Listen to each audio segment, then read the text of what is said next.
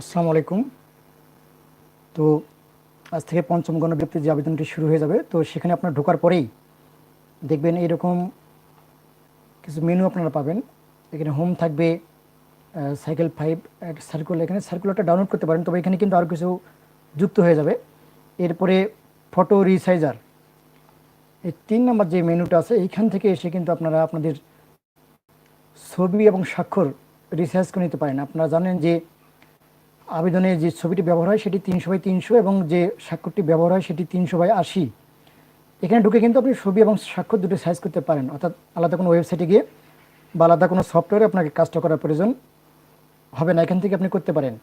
এরপরে যদি আপনার প্রয়োজন হয়, অনেক সময় দেখবেন যে আবেদনে সমস্যা হয়ে যাচ্ছে, সেক্ষেত্রে কিন্তু আপনি এখানে কাস্টমার কেয়ার আছে, এই কাস্টমার কেয়ারে ক্লিক দেওয়ার পরে তাদের হেল্প নিতে পারেন। এরপরে লগ ইন অপশন আছে, এখানে লগ ইন করতে পারেন। আচ্ছা হোক, এখানে আসলে কী বলেছে, এই যে পঞ্চম গণবিজ্ঞপ্তি 2024 জেনারেল কিছু ইনস্ট্রাকশন দেওয়া আছে, এটা কিন্তু খুবই গুরুত্বপূর্ণ একটা ইনস্ট্রাকশন, যেখানে বলা হচ্ছে যে একটি রোল, ব্যাচ এবং রেজিস্ট্রেশন নাম্বার ব্যবহার করে কেবলমাত্র একটি আবেদন করা যাবে।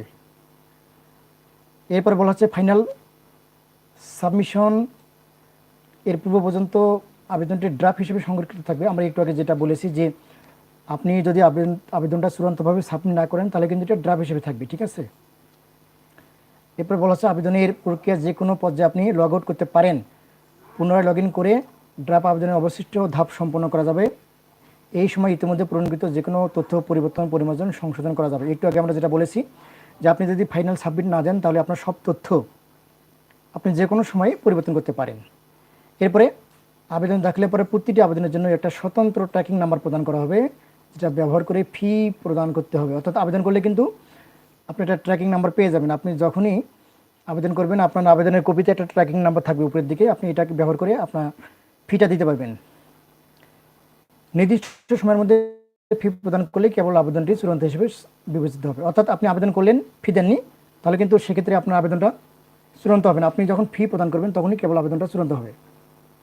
এবারে যে কোনো ভুলের জন্য কাস্টমার কেয়ারের তারা যোগাযোগ করতে বলছে। তবে এখানে যে গুরুত্বপূর্ণ কথাটি রয়েছে, দেখুন একদম এটা রেড কালার দিয়েছে যে ফাইনাল সাবমিশনের পরে কোনো অবস্থাতেই আবেদনটি তথ্য পরিবর্তন, পরিমার্জন, সংশোধন করা যাবে না। অর্থাৎ আপনারা যখন টাকা পেড করবেন, ফি পেড করবেন, এরপরে কিন্তু আপনি সেটি আর সংশোধনের সুযোগ পাবেন না। তবে অফিসে যোগাযোগ করে একটি আবেদন দেওয়ার পরে ব্যক্তিগতভাবে একটা এডিট অপশন পাওয়া যায়।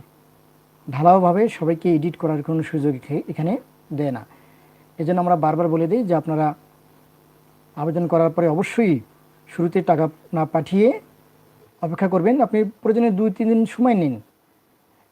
মে মাসের 10 তারিখ পর্যন্ত আপনার টাকাটা পাঠানো যাবে। 9 তারিখ পর্যন্ত আবেদন এবং 10 তারিখ পর্যন্ত টাকা পাঠানো যাবে। সুতরাং টেনশনে কিছু নেই, ধীরে সুস্থে সব করবেন, ঠিক আছে। এরপরে যারা এখনও কনফিউশনে আছেন যে 17তম 35+ আবেদন করতে পারবো কিনা, ভাই এগুলো যখন আবেদন শুরু হয়ে যাবে তখন বুঝতে পারবেন যে আপনি কোনটা করতে পারছেন, কোনটা করতে পারছেন না। সেইখানে কিন্তু তথ্যগুলো পেয়ে যাবেন। এখন পর্যন্ত আমরা হা না কিছুই বলতে পারছি না, তবে আমরা বারবার বলছি, এখনও বলছি যে হয়তোবা 17তম যারা 35+ রয়েছেন তাদের সমস্যা হওয়ার কথা না, শেষ পর্যন্ত আপনারা সুযোগ পাবেন ইনশাআল্লাহ। আল্লাহ হাফেজ।